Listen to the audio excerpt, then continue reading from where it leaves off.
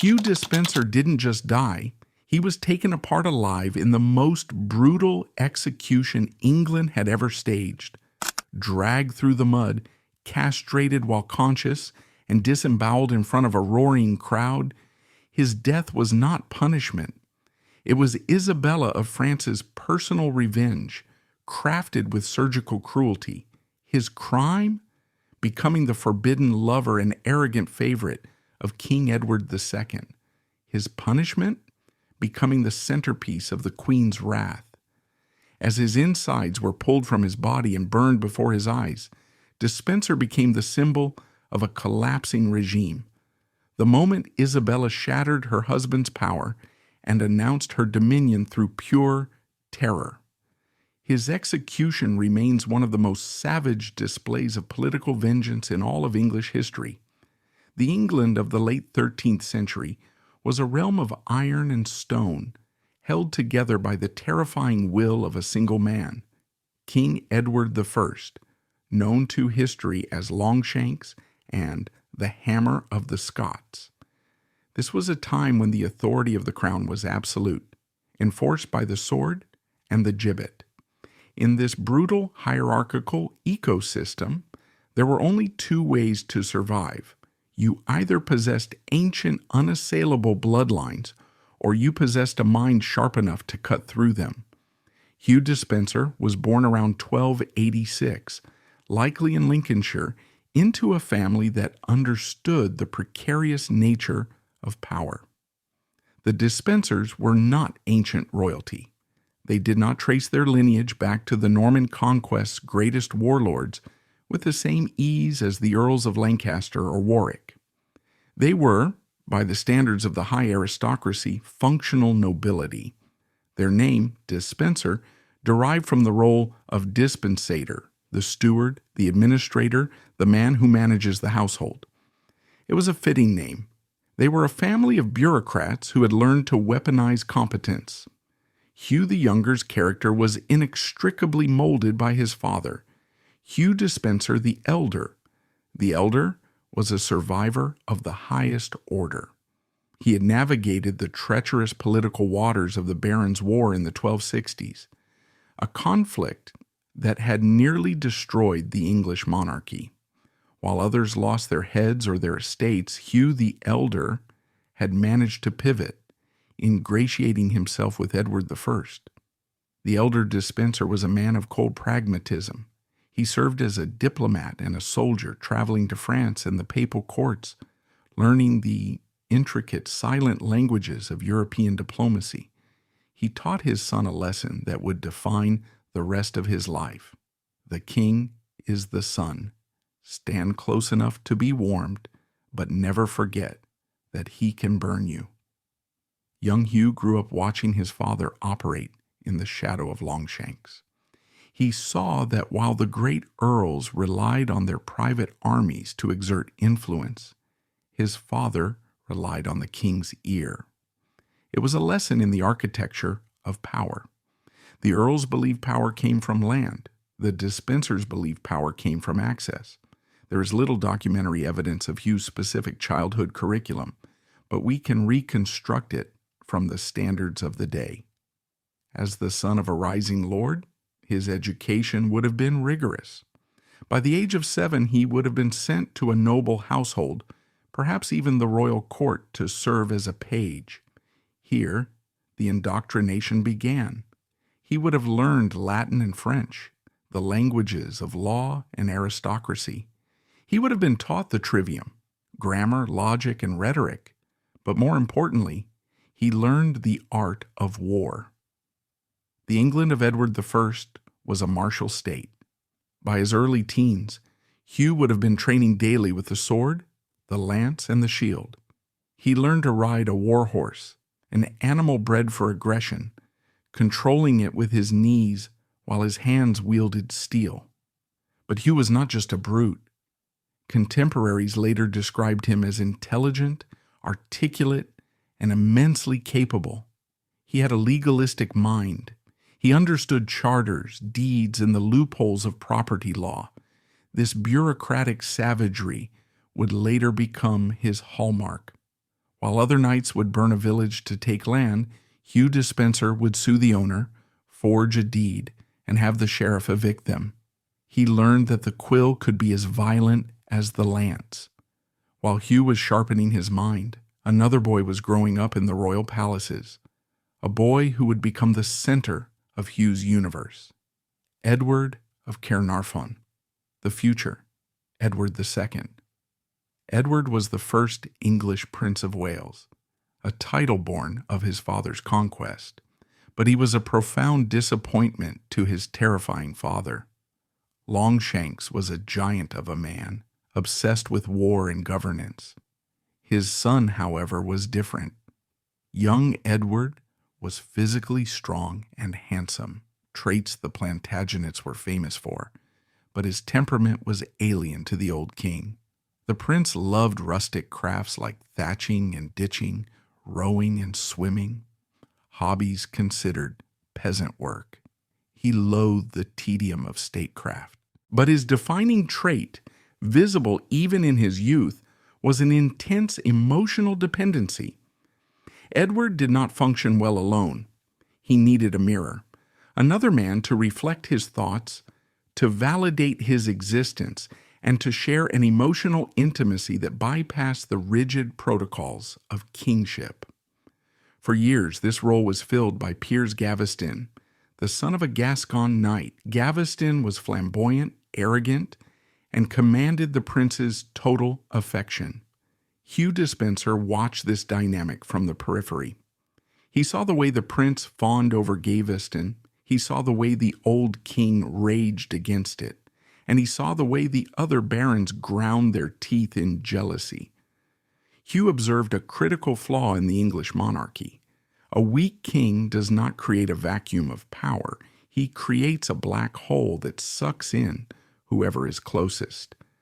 The trajectory of Hugh Despenser's life changed forever on the crisp spring morning of May 22nd, 1306. The venue was Westminster Abbey, and the occasion was the Feast of the Swans. King Edward I, aging and ill but still burning with hatred for the Scots, decided to launch one final massive campaign to crush Robert the Bruce. To bolster his army, he ordered a mass knighting. The Prince of Wales was to be knighted, and along with him, 266 other young noblemen. It was a scene of unparalleled pageantry. The abbey was a riot of color, heraldic banners, gold cloth, and the smell of incense mixing with the sweat of hundreds of young men. At the center of the feast, 2 swans covered in gold mesh were brought in. The old king swore an oath on the swans to avenge the murder of John Comyn and conquer Scotland. Kneeling in that crowd, shoulder to shoulder with the Prince of Wales, was Hugh Despenser. That day, Hugh was knighted. The ceremony bound these young men together in a brotherhood of arms. For Hugh, it was his entry into the inner sanctum. He was no longer just the son of a diplomat. He was a knight of the realm, a sworn defender of the crown, and a peer to the future king. It was during the revelry of these weeks that the bond between Hugh and the prince began to calcify. They were of an age. Hugh was perhaps 2 years younger than Edward. They had trained together. Now they were knights together. While Gaveston still held the prince's heart, Hugh Despenser had secured a place in his orbit. Edward I was a hard man, but he was a shrewd judge of talent. He liked the Despensers. He saw in Hugh the elder a loyal servant, and in Hugh the younger a capable, intelligent knight. In 1306, the same year as the knighting, the old king bestowed upon Hugh the younger a gift that was worth more than gold. He gave him a wife. But this was not just any noblewoman. Edward I arranged for Hugh to marry Eleanor de Clare. Eleanor was the daughter of Gilbert de Clare, the Earl of Gloucester, and Joan of Acre. Joan of Acre was King Edward I's own daughter. This meant that Hugh Despenser the younger was marrying the king's absolute granddaughter. The marriage was a massive social coup.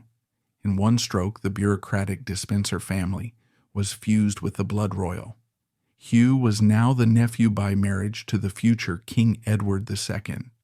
However, the marriage came with a sting in the tail, a detail that would fuel Hugh's hunger for the next decade. Eleanor de Clare was highborn, yes, but she was not an heiress, not yet. She had a brother, Gilbert de Clare, who was the heir to the vast Gloucester fortune. As long as Gilbert lived, Eleanor was merely a well-connected lady with a modest dowry. For the first years of his marriage, Hugh Despenser was in a paradoxical position. He was the husband of a royal granddaughter, he dined with princes, and he moved in the highest circles of power. Yet he was essentially a landless knight. He had to beg for scraps. He had the taste for champagne, but the budget for ale. This disparity between his status and his bank account created a gnawing resentment in Hugh. He was surrounded by men like Thomas of Lancaster, men who owned vast swathes of England simply by right of birth, while he, arguably smarter and more capable, had to scrape by. It planted a seed of avarice in his chest. He realized that in England, land was not just wealth, it was survival, and he determined that he would get land by any means necessary. The era of order ended in a tent on the marshes of Berg by Sands. On July 7, 1307, King Edward I died. He was marching north to fight the Scots one last time, but his body finally failed him. With his dying breath, he famously commanded that his bones be boiled down and carried at the head of the army until Scotland was conquered. His son, now King Edward II, ignored this melodramatic request immediately. He had the old man's body sent back to London for burial. The new king had no interest in fighting Scots in the mud. He wanted to go home to his friends. The transition of power was jarring. The court shifted instantly from a war room to a playground. Piers Gaveston, who had been exiled by the old king, was instantly recalled. Edward II bestowed the earldom of Cornwall on Gaveston, a title usually reserved for royalty. For Hugh Despenser, the accession of Edward II was a time of calculation. He saw the barons forming ranks against Gaveston. The great earls, Lancaster, Warwick, Hereford, viewed Gaveston as a parasite. They were sharpening their knives. Hugh the Younger, with the coolness that would define his career, stayed neutral. He did not join the barons in their fury, nor did he throw himself at Gaveston's feet. He watched. He saw that the king was stubborn, emotional, and utterly loyal to those he loved. He also saw that the barons were powerful enough to threaten the throne. Hugh realized that the board was set for a civil war, and he knew that in chaos there is opportunity. He looked at his wife, the king's niece. He looked at the king, his friend and uncle-in-law, and he looked at the hatred brewing in the eyes of the nobility. Hugh Despenser the Younger smiled. He was just 21 years old. He had no land to speak of, and his rival held the king's heart. But he had time. The hammer was dead. The age of the weak king had begun. And the serpent was waiting in the garden, ready to shed his skin and swallow the world whole. With the old king dead and the terrifying discipline of his reign buried alongside him, England held its breath. The hammer was gone, replaced by a young monarch whose heart was ruled not by duty, but by a desperate need for affection. For Hugh Despenser, standing on the edge of this new chaotic era, the path forward was no longer about serving the state, but about navigating the whims of a capricious king. He watched as Piers Gaveston rose to dizzying heights, absorbing the lessons of favoritism and excess. Hugh knew that in this new world, power would not be given to the strongest warrior, but to the man who could fill the silence in Edward II's soul. The early years of Edward II's reign were defined by a single, suffocating obsession: Piers Gaveston. For Hugh Despenser the Younger, This period served as a masterclass in the dangers of royal favoritism. He watched from the periphery as Gaveston, a man of immense charm and fatal arrogance, consumed all the oxygen in the court. Gaveston was the prototype for what Hugh would become, but he lacked Hugh's political cunning.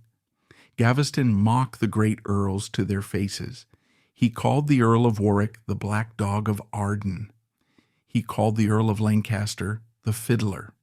He won tournaments and humiliated the ancient nobility, all while wearing the king's jewelry and spending the king's gold. Hugh Despenser played a much quieter game during these volatile years, 1308 to 1312. He was loyal to the king, but he did not alienate the barons. He walked a razor's edge. When the barons, led by the furious Earl of Lancaster, finally cornered Gaveston in 1312, Hugh was nowhere near the blast zone. The end for Gaveston was brutal. The Earl of Warwick seized him, and on a lonely road at Blacklow Hill they ran him through with swords and beheaded him. The king was devastated. Edward II wept, raged, and swore vengeance. But he was also terrified. The barons had proven they could kill the king's favorite and get away with it. This left a terrifying vacuum at the heart of the English government. Edward II was a man who psychologically required a crutch. He could not rule alone. For the next 2 years, the court drifted in a malaise of grief and incompetence. The king was searching for a replacement, a new soulmate to fill the void Gaveston had left. Hugh Despenser saw the opening, but he also saw the bloody corpse of Gaveston. He knew that to succeed where Gaveston had failed, he needed more than just the king's love. He needed a fortress.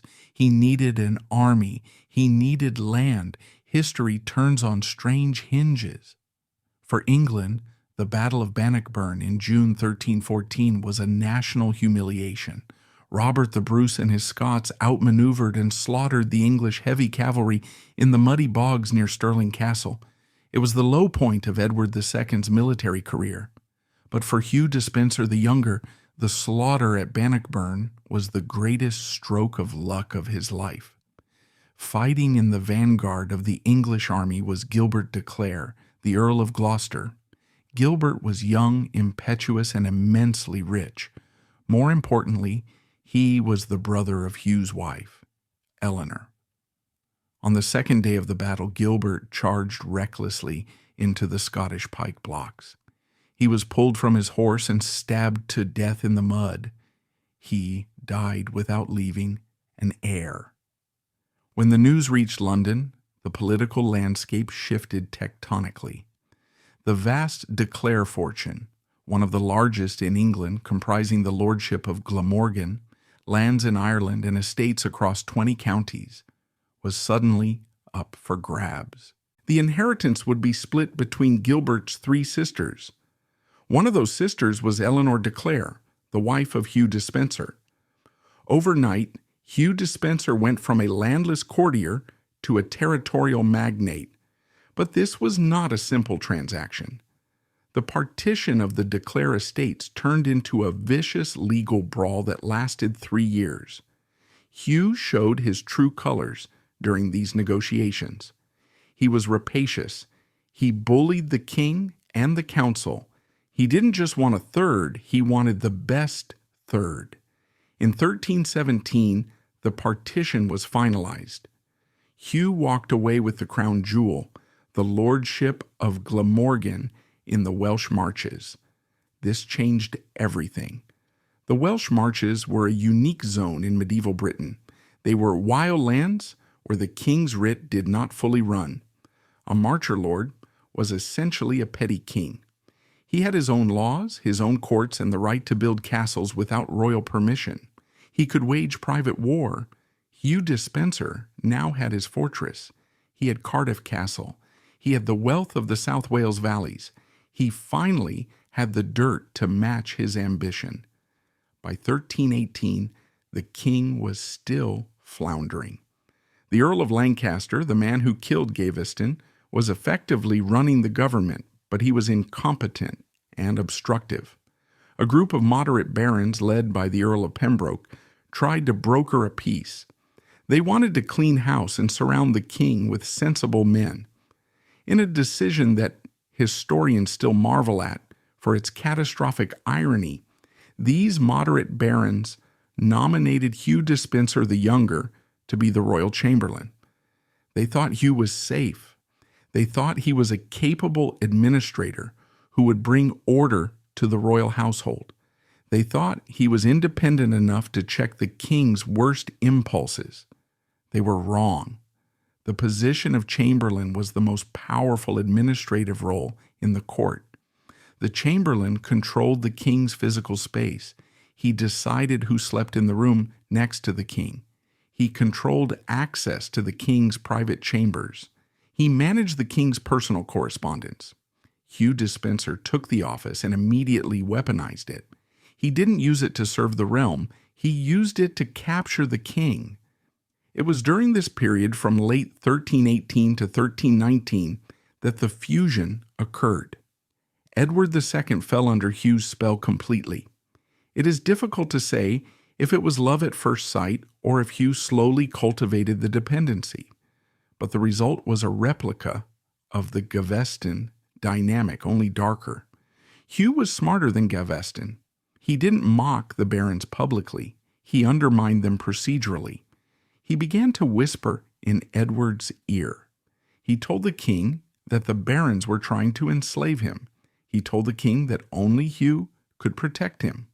He isolated Edward from his wife, Queen Isabella, slowly pushing her out of the inner circle. With the king in his pocket and Glamorgan under his feet, Hugh Despenser began a campaign of territorial expansion that stunned the English nobility. He looked at his neighbors in Wales and decided he wanted their land. He started with the Gower Peninsula. The Gower was a valuable territory adjacent to Glamorgan. The owner, William de Braos, was trying to sell it. Hugh Despenser simply stepped in and had the king confiscate the Gower. He concocted a flimsy legal excuse, claiming that de Braos hadn't asked for royal permission to sell. The king seized the land and then inevitably handed it to Hugh. This was a declaration of war. It violated the sacred unwritten constitution of the Marcher Lords. If the king could simply seize land and give it to his lover, then no one's property was safe. But Hugh didn't stop there. He targeted the Audley inheritance. He targeted the Mortimers. He used the royal courts to harass his rivals with endless lawsuits. If the judges ruled against him, the judges were fired. If a jury refused to convict his enemies, the jury was threatened. Hugh Despenser was building a principality in South Wales. He was constructing a state within a state. What drove him?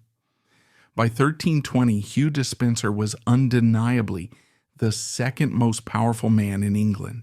He had a loving wife, healthy children, and the king's absolute devotion. Why did he need more? Historians suggest a mix of insecurity and arrogance. Hugh knew he was hated.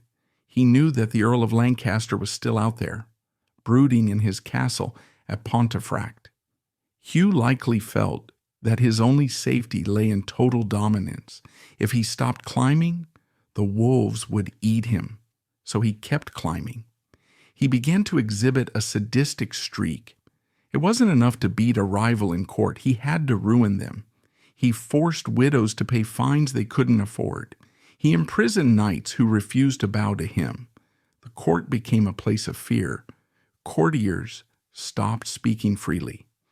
Queen Isabella, once a mediator between the king and the barons, found herself ignored. She despised Hugh.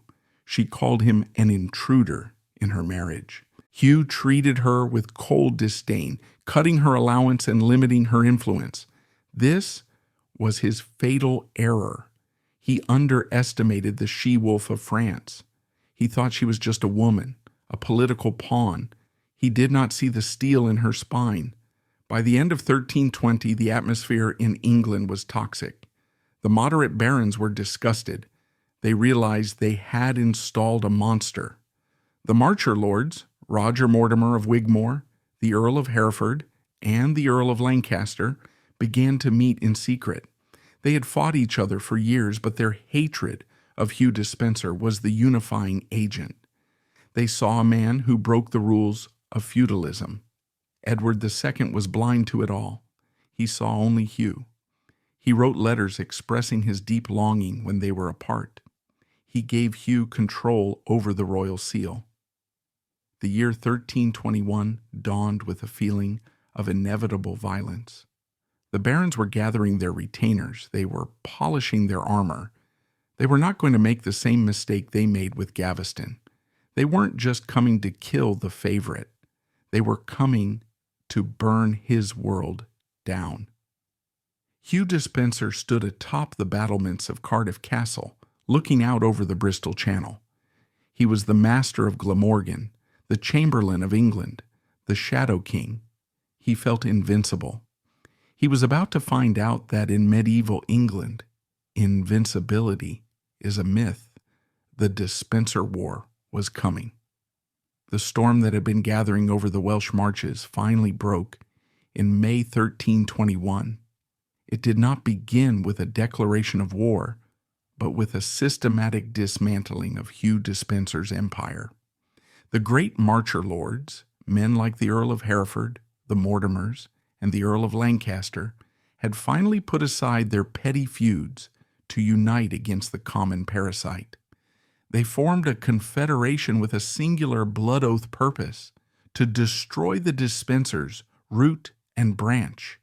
The violence was precise and devastating. The coalition army swept into Glamorgan, the crown jewel of Hugh's estate. This was not a conquest. It was a punishment. They targeted everything that generated wealth.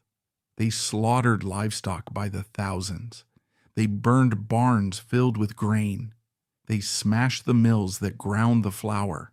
They broke open the park fences and hunted the deer. In a matter of weeks, the painstakingly accumulated wealth of Hugh Despenser was reduced to ash and mud. The king, Edward II, watched from London in impotent fury. He ordered the barons to stop. He issued writs. He threatened them with the wrath of God. They ignored him. They marched their armies out of Wales and turned east toward London. As they moved, they sacked Despenser properties across England. It was a rolling wave of destruction, inching closer to the capital every day. By August 1321, the rebel army was camped at the gates of London. Their armor glinted in the summer sun, a wall of steel facing the walls of the city. The threat was explicit: exile the Despensers, or we will depose the king. Edward II looked for support, but he found none. The moderate Earl of Pembroke, who had once supported Hugh, told the king the hard truth. "Sir, for the love of two men, will you sacrifice the kingdom?" Even the Queen Isabella pleaded with him on her knees to let Hugh go. She saw the swords at the gate. She knew that this was how dynasties ended. Broken and weeping, Edward II capitulated. On August 14, 1321, in Westminster Hall, the sentence of exile was read. Hugh Despenser the Younger and his father were declared enemies of the realm. They were stripped of their titles, their lands, and their protection under the law. They were given weeks to leave England or face execution. For most men, this would have been the final chapter.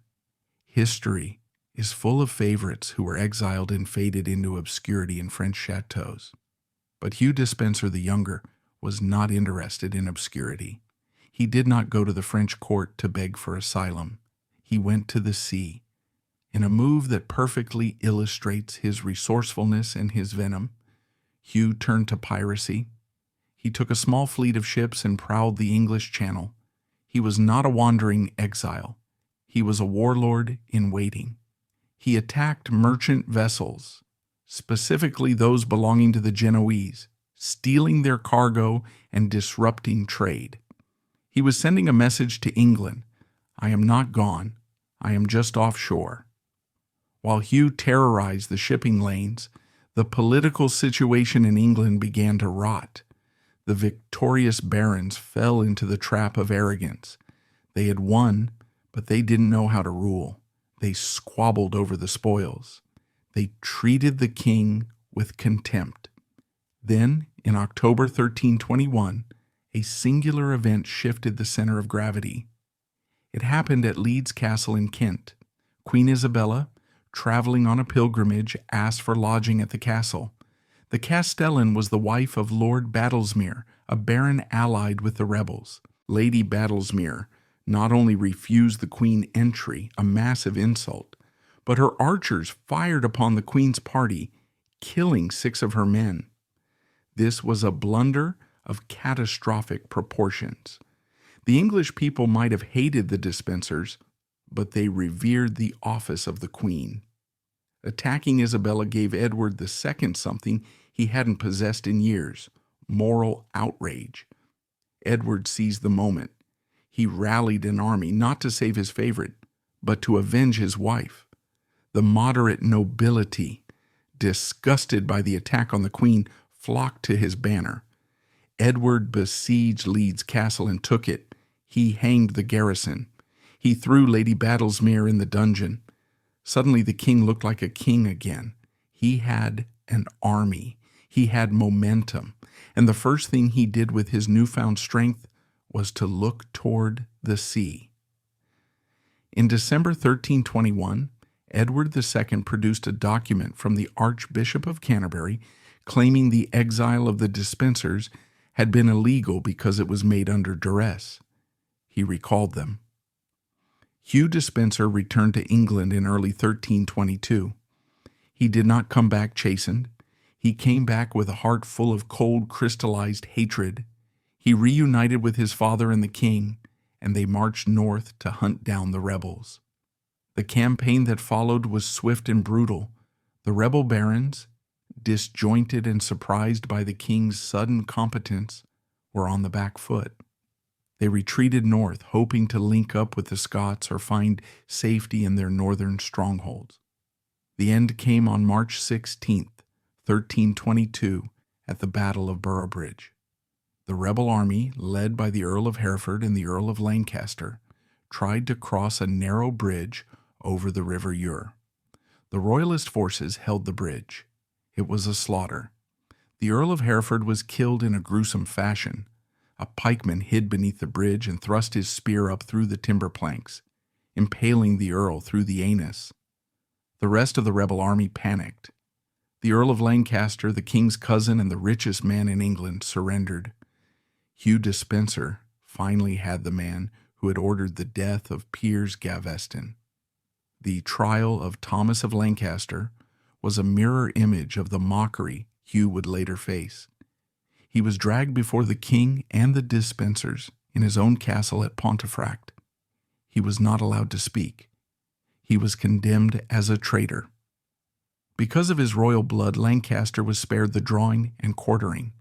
He was led out to a hill, made to kneel facing Scotland, and beheaded.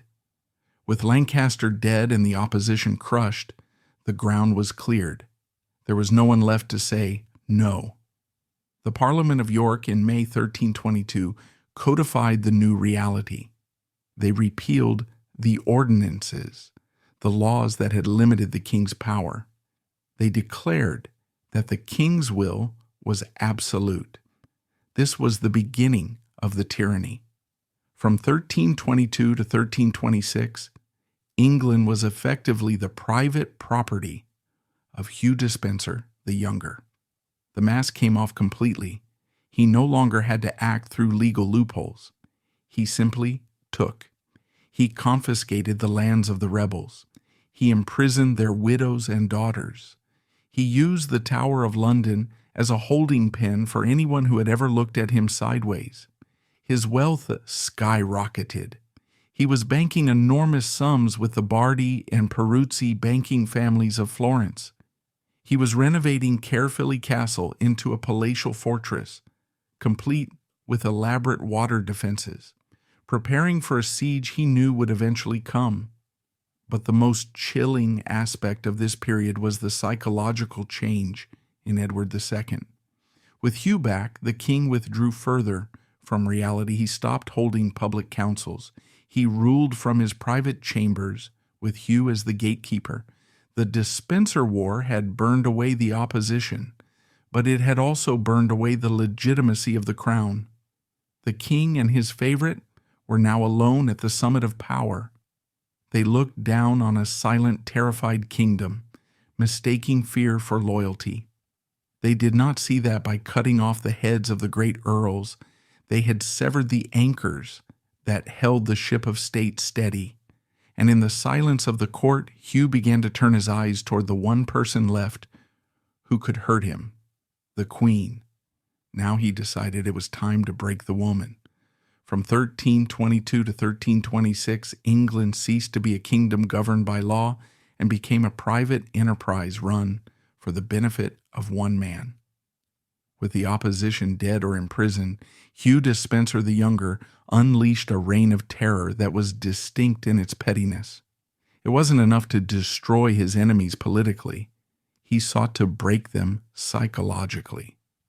The Despenser terror is often characterized by historians not by the number of executions, but by the relentless, grinding misuse of the legal system.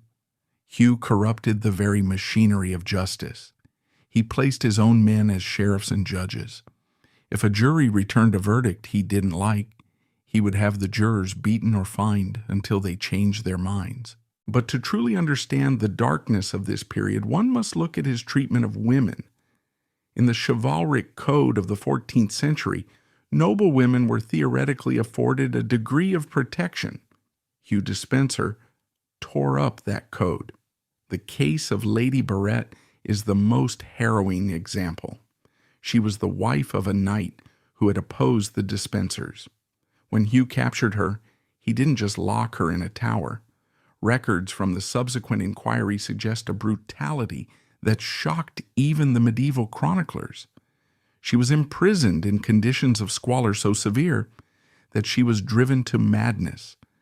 The testimony claims her arms and legs were broken, not in the heat of battle, but systematically during her captivity. She died a broken, raving wreck. Then there was Elizabeth de Comyn, a wealthy heiress whose lands Hugh coveted. He didn't bother with a lawsuit. He kidnapped her. He held her in a house in Pirbright for over a year. When she refused to sign over her inheritance, he stripped the veneer of civility away. He told her explicitly that he would rip out her teeth one by one until she signed the deeds. He threatened to pull her fingernails out with pliers. Terrified and alone, Elizabeth signed away her birthright. This was the new reality. If you had land Hugh wanted, you were not a citizen, you were prey. However, Hugh's avarice had a fatal blind spot. He began to target the one person who had the power to destroy him, Queen Isabella. Isabella of France was the sister of the French king Charles IV. She was high-born, intelligent, and for years had been a loyal, if long-suffering wife to Edward II. She had tolerated Piers Gaveston. She had borne the king 4 children, including the heir, Prince Edward. She had mediated between the king and the barons. But Hugh Despenser viewed her as a threat. He hated her influence. He whispered in Edward's ear that Isabella was a security risk. After all, England was periodically at war with France. Could a French woman be trusted with state secrets? In 1324, tensions with France flared up over the territory of Gascony, the War of St. Sardos. Hugh used this as a pretext to dismantle the Queen's life. In September 1324, acting on Hugh's advice, King Edward II confiscated all of the Queen's lands. He stripped her of her income. He fired her entire French household, her friends, her servants, her confessors, and deported them.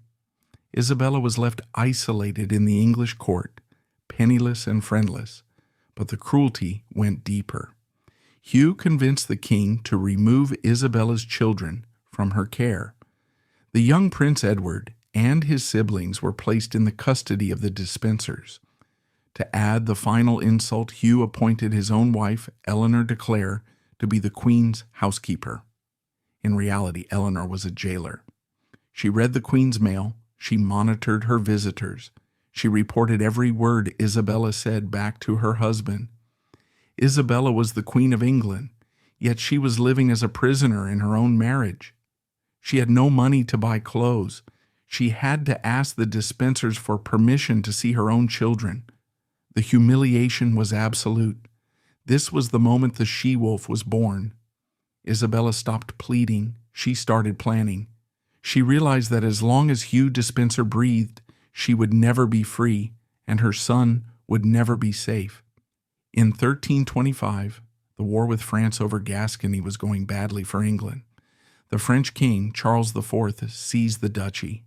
Edward II needed to negotiate a peace treaty, but he was terrified to leave England. He knew that if he left, the hatred for the Despensers would boil over into a coup, and he refused to send Hugh, knowing the French king would likely execute him on sight. Isabella saw her opening. She suggested to her husband that she should go to France to negotiate with her brother. It was a brilliant gamble. She played the role of the obedient wife perfectly. She told Edward she could smooth things over with the French king. Hugh Despenser, usually so suspicious, fell for it. He wanted Isabella gone. He thought that if she was in France, she couldn't plot against him in London. He also desperately needed the war to end so he could focus on hoarding more wealth. In March 1325, Queen Isabella sailed for France. She was allowed a small retinue. She left with a modest demeanor, but as she watched the English coast fade into the mist, she must have felt a surge of terrifying exhilaration. She had escaped the cage. In Paris, Isabella proved to be a masterful diplomat. She negotiated a treaty that saved Gascony for England, but it came with a condition. The King of England had to come to France to pay homage to the French king for the territory. Edward II was still too cowardly to travel. He was paralyzed by the fear of leaving Hugh alone, so he made a fatal error. He sent his son, the 12-year-old Prince Edward, to pay homage in his place. Now Isabella had everything she needed. She was in France, out of Hugh's reach, and now she had the heir to the throne in her custody. Once the homage was paid, Edward II wrote to his wife and son, ordering them to return to England. Isabella's response was a thunderclap that echoed across Europe. She refused.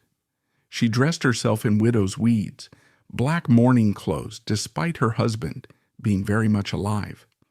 She declared to the French court and the world, "I feel that marriage is a joining of a man and a woman, and I have been treated not as a wife, but as a maidservant. Someone has come between my husband and myself and is trying to break this bond. I protest that I will not return to England until this intruder is removed, but I discard my marriage garment and shall assume the robes of widowhood and mourning until I'm avenged of this Pharisee." The Pharisee meant Hugh Despenser. She had publicly declared war on the king's favorite. Edward II was furious. He wrote letters to the Pope, begging him to force Isabella back. He wrote to the French king demanding he expel her. The Pope eventually pressured Charles IV, and Isabella's welcome in Paris began to cool. But she wasn't done. She looked around the courts of Europe for other exiles, men who had been broken by the Despenser tyranny. She encountered Roger Mortimer, a prominent marcher lord previously imprisoned in the Tower of London by Hugh Despenser.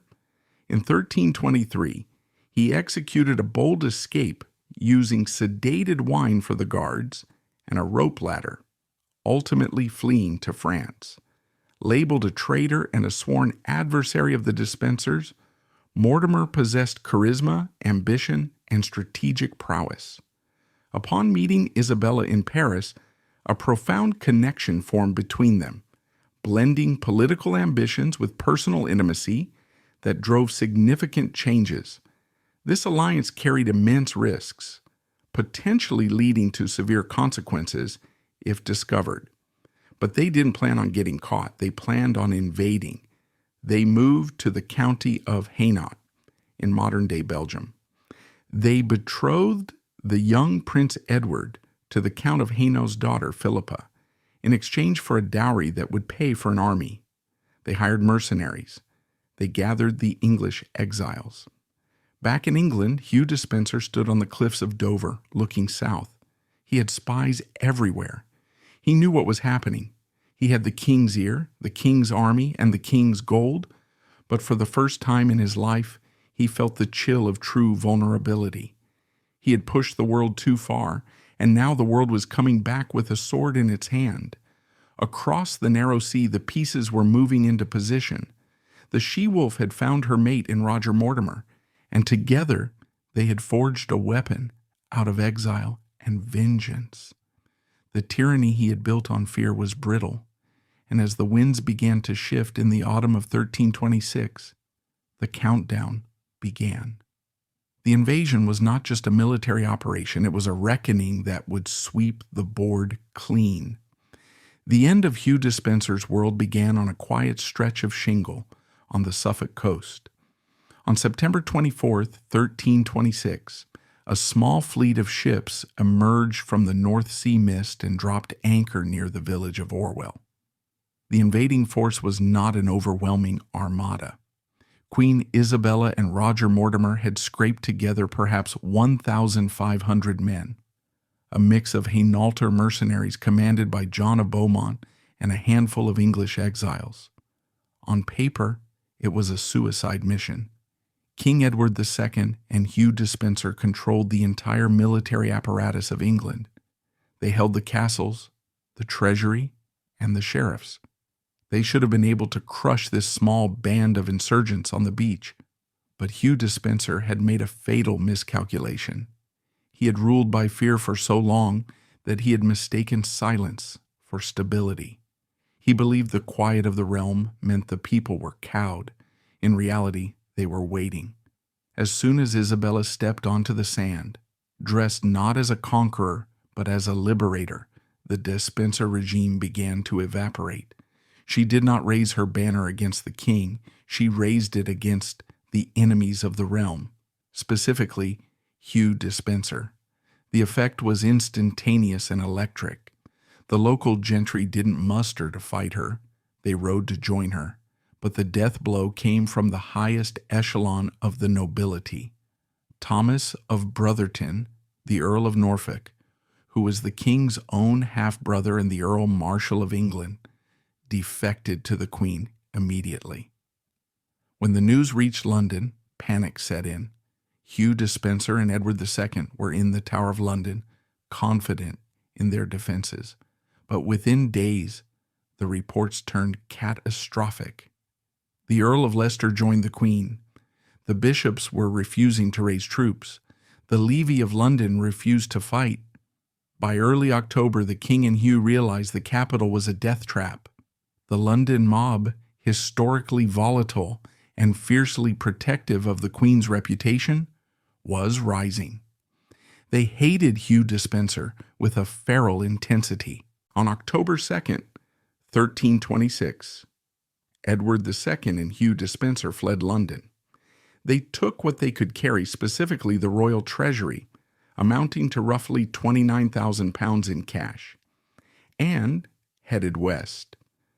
Their destination was the Welsh Marches, Hugh's personal empire. They believed that if they could reach Caerphilly Castle in Glamorgan, they could withstand a siege or raise an army of Welsh spearmen. Behind them, London descended into anarchy. The mob seized the streets. They hunted down anyone associated with the Despenser regime. Their primary target was Walter de Stapledon, the Bishop of Exeter and the king's treasurer, a man seen as Hugh's financial enabler. The mob caught the bishop near St. Paul's Cathedral. They dragged him from his horse. In a scene of horrific violence that signaled the end of law and order, they dragged him to Cheapside. There, amidst the roar of the crowd, a butcher hacked off the bishop's head with a bread knife. His head was sent to the Queen as a grisly welcoming gift. The government of England had collapsed. Edward and Hugh rode hard for the west. They were now fugitives in their own kingdom. They reached Gloucester, then Chepstow. But at every stop the news was worse. The Queen's army was growing. It wasn't just 1,500 mercenaries anymore. It was a national movement. The Earl of Lancaster's brother Henry had joined the hunt, eager to avenge his brother's execution at Boroughbridge. Hugh's fortress in Wales, Caerphilly, was one of the strongest in Britain, but Hugh knew that stone walls ultimately fail without men to defend them, and the men were deserting. The king and his favorite made a desperate decision. They would abandon England. They planned to sail to Lundy Island in the Bristol Channel, or perhaps on to Ireland, to raise a fresh army and return as conquerors. They loaded the royal treasury onto ships at Chepstow. They set sail. This is where the story enters the realm of the fateful. For a grueling week, the king and Hugh Despenser were at sea in the Bristol Channel. They were trying to sail west, but the wind turned against them.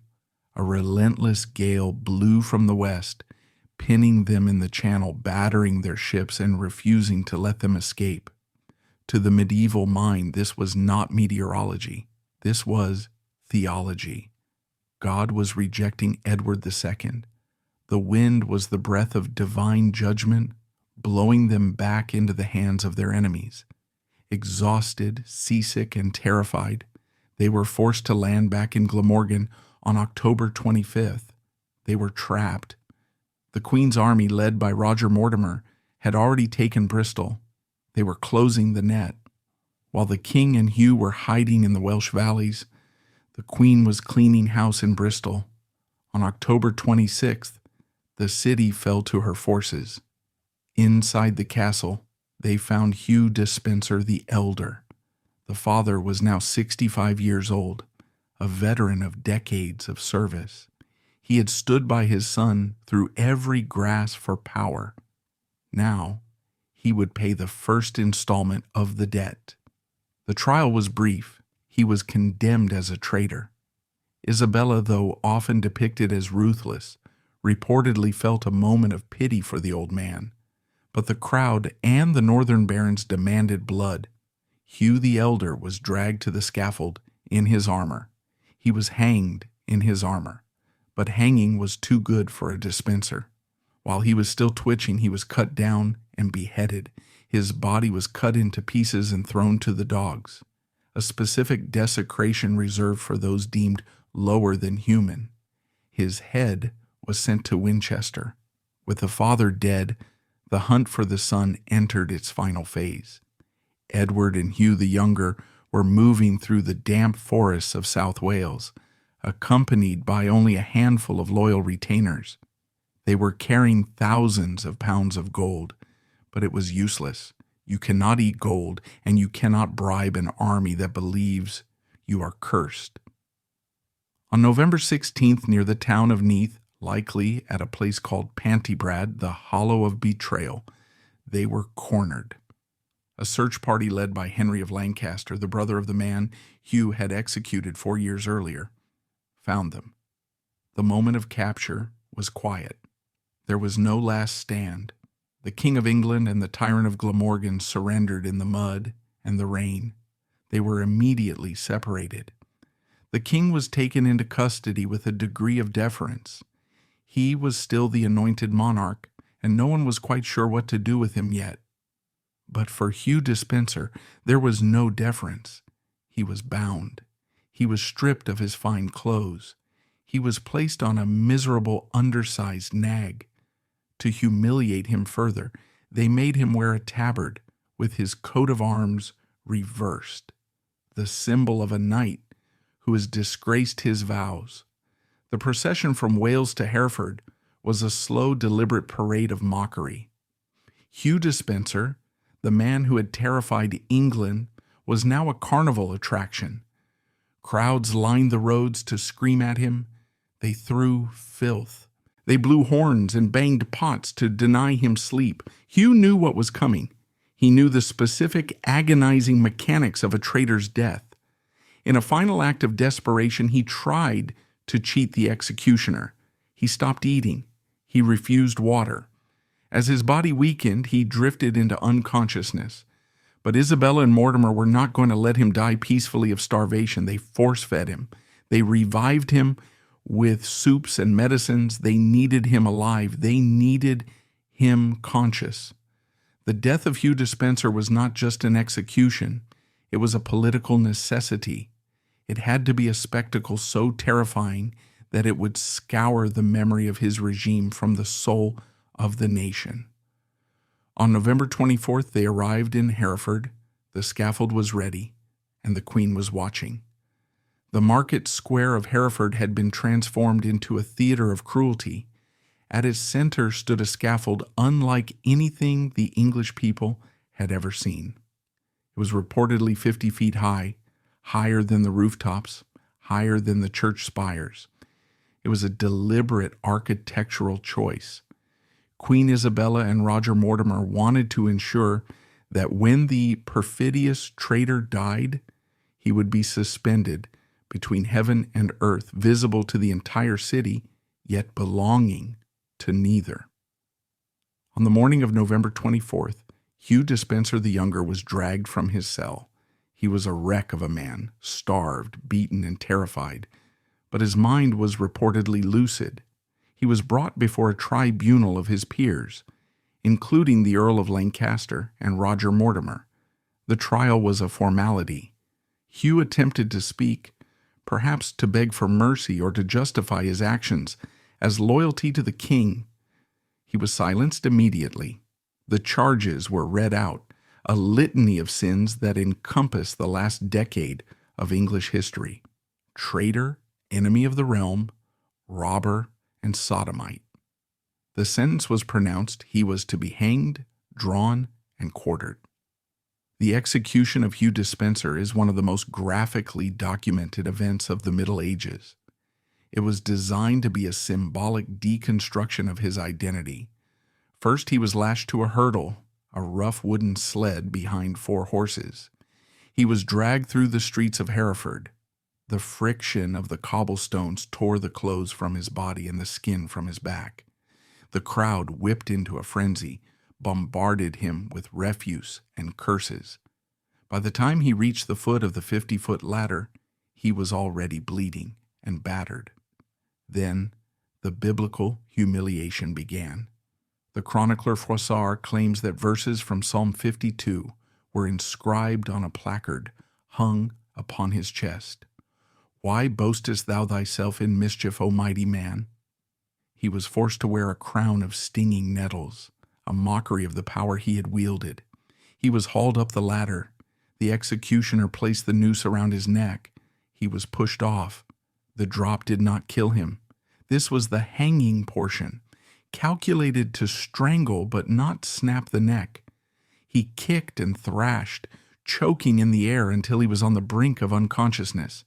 Then the rope was cut. He dropped to the platform, gasping for air, fully alive. Then came the drawing. He was strapped down. The executioner took a blade and castrated him. This was the specific punishment for sowing discord between the king and queen, and for his unnatural relationship with Edward II. His private parts were thrown into a fire burning right in front of his face. Then came the evisceration. His belly was sliced open. His entrails were pulled out. Finally, his heart, the greedy heart that had coveted the lands of others, was cut from his chest and thrown into the flames. Only then was he beheaded. The death of the man was the beginning of the message. His body was chopped into 4 quarters. 1 quarter was sent to Newcastle to warn the Scots. 1 quarter was sent to York, the center of the north. 1 quarter was sent to Dover to warn the French. 1 quarter was sent to Bristol, where his father had died. His head was sent to London. It was spiked on London Bridge, but with a final mocking twist. It was placed on a higher spike than all the other traitors, symbolizing his arrogance in life. With the serpent dead, the queen turned her attention to the king. Edward II was forced to abdicate in January 1327, the first English monarch to be legally deposed. He was replaced by his teenage son, who became Edward III. Edward II was imprisoned at Berkeley Castle. His fate remains one of history's great mysteries. The official story is that he died in September 1327 of natural causes. The unofficial and far more lurid story is that he was murdered on the orders of Roger Mortimer, killed with a red-hot poker inserted into his rectum, a cruel parody of his alleged vices. However, modern historians increasingly debate this. Some evidence suggests Edward II might have escaped and lived out his life as a hermit in Italy. But regardless of his physical fate, his political life died with Hugh Despenser. For nearly 700 years, Hugh Despenser was a two-dimensional villain in history books, but in 2008 he became three-dimensional. Dr. Mary Lewis, an archaeologist at the University of Reading, was analyzing skeletal remains found at Holton Abbey in Staffordshire. The abbey had belonged to the Audley family, Hugh's brothers-in-law. She found a skeleton identified as Holton Abbey 4. It was missing its head, it was missing pieces of the vertebrae, but the forensic evidence was startlingly specific. There were cut marks on the top vertebrae consistent with beheading. There were knife marks on the ribs, consistent with the chest being pried open for the removal of the heart. Most shockingly, the body had been bisected. A sharp blade had been driven straight through the pelvis and the lower spine. Carbon dating placed the bones in the early 14th century. The location, the age, and the specific nature of the trauma led to a chilling conclusion. This was Hugh Despenser the Younger. His wife Eleanor de Clare, who had been imprisoned after his death but eventually released, had likely bribed the officials to retrieve the quarters of his body. She had gathered the pieces of her husband and buried them quietly at Holton Abbey. It was a final act of loyalty to a man the rest of the world considered a monster. Hugh Despenser's ambition was to build a dynasty. In a strange way, he succeeded, though not how he imagined. Hugh and Eleanor had several children before the chaos consumed them. Despite his execution and the attainder, the legal corruption of his blood, his family survived. They slowly rebuilt their fortunes. If you trace the Despenser family tree down through the centuries, through the Earls of Arundel and the Dukes of Norfolk, you arrive at the 20th century. You arrive at Lady Diana Spencer. And you arrive at Camilla Shand. Hugh Despenser, the Younger, is a direct ancestor of both the late Princess Diana and the current Queen Camilla. He is the 19th great-grandfather of Prince William, the future King of England. The blood of the man who nearly destroyed the English monarchy now flows in the veins of the men who will one day wear the crown. Hugh Despenser, the Younger, serves as the ultimate cautionary tale of the medieval era. He was a man of immense talent, brilliant, organized, and charismatic. In a different time, under a stronger king, he might have been a great chancellor or a legendary administrator. But he was born into a vacuum. He saw a weak king, and he mistook the king's weakness for his own strength. He forgot the fundamental rule of the feudal game. The king rules by the consent of the powerful. By destroying the consensus, by alienating the church, the nobility, and the queen, Hugh Despenser built a skyscraper on quicksand. He remains a figure of fascination because he represents the darkest shadow of the American dream, the self-made man who unmade a nation.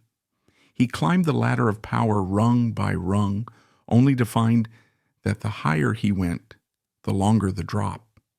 And on that cold November day in Hereford, as he looked down from the 50-foot scaffold, he likely realized the terrible truth that history has recorded ever since. In the Game of Thrones, you win or you die, or